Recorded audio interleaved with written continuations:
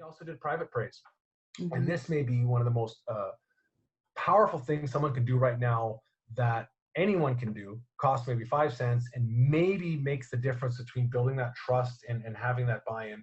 He would write us weekly letters, handwritten. The power of the pen is what you call it. Power of the pen. And these were personal notes just for us. And on road games, they'd be slid under our door in the hotel room. And our home games, they would just be just nightly tucked in our locker. And they weren't for anyone to talk about. We never discussed them publicly. It wasn't a conversation piece. It wasn't to be posted on social media. It was for nobody else to know except for us. Yeah. And here's the genius of them. They weren't about our performance. They were about us as a person. Right. And so they were complimenting us on our controllables of who we were: effort level, energy, enthusiasm, our commitment to being a better teammate and a better person. And they were reminders of little things that he had seen us do that week that maybe we didn't even know about. A great question in a meeting, a help that we gave a younger guy on the team. And this is why we're a special person. And this is why, we're the right person for the job. And he believes in us, and he couldn't be more proud to be working with somebody like us. And this little notes to remind us that he cared. And there's something, I think sports gets lost in this with Hollywood a lot, where you hear the rah coaches speeches pregame, and everyone loves these big these big displays of these crazy rah get them all fired up. But what I've learned, and Dan taught me, that in the intensity of a speech is not as important as the consistency of a message. Yes. And so people love those. I come in, I do a keynote, it's great, and they're great memories. But what's truly impactful is a consistent message. We got a note every single week from him. I have 212 notes at home. He wrote one to every single one of his players, every single week. And they were personalized, handwritten with his little chicken scratch writing to me. Yeah. And they were reminders of things that I'm doing right now, why I am a special person, why he believes in me, and why I'm the right person for the job. And he wouldn't want anyone else out there other than me. Now, I'm 43 years old now. I keep them all. I look through them all the time. Because they're when I speak to high school coaches, I remind them of the 3 things every young player needs, or every young person needs. You need to feel you belong. You need someone to believe in you, and you need to know that you can. And again, I can rah you in an hour talk and tell you that once a year, that intense message might fade to a nice memory.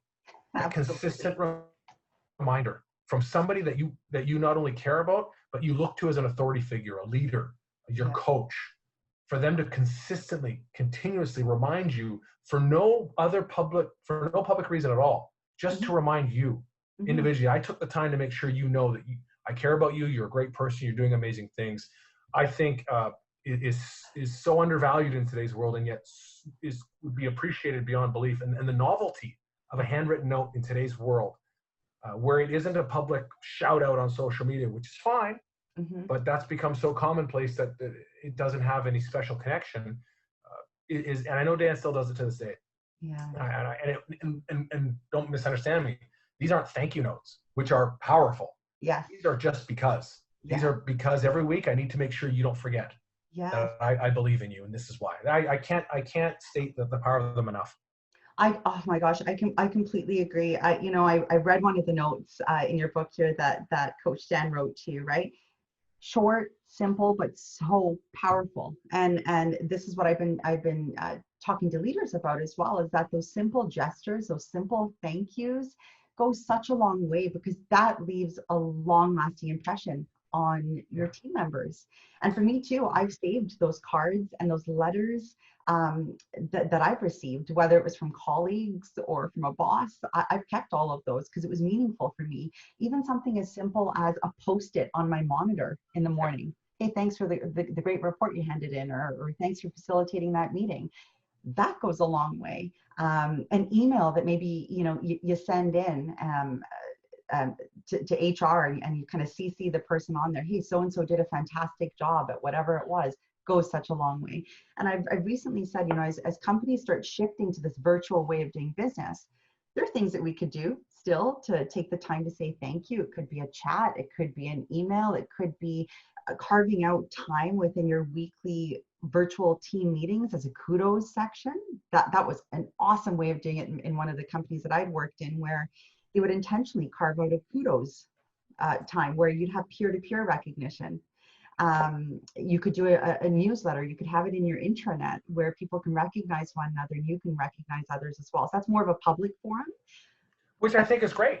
I think both is very important. Us as humans, we need both. I think there is huge value to public acknowledgement and recognition, but I think there's really, really deep connection value on the personal one, where, you know, people need, I think the public one is important because you need to know your peers are realizing that your leaders are appreciating you. There's that security and sort of confidence that everyone else knows that everyone knows you're doing well, and you need that, and you're working hard, and you should have that.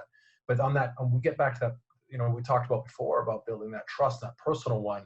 There's that tremendous power on, this isn't for anyone else except for you to know that you are the right person, because sometimes the public one might be showing, and you might not know. You might think they got to do this, they should be doing this, and then there's that nice follow-up. So no, this is why, and this is why you're the right person. And you give them that kind of 1-2 punch. You're not leaving anything else to chance.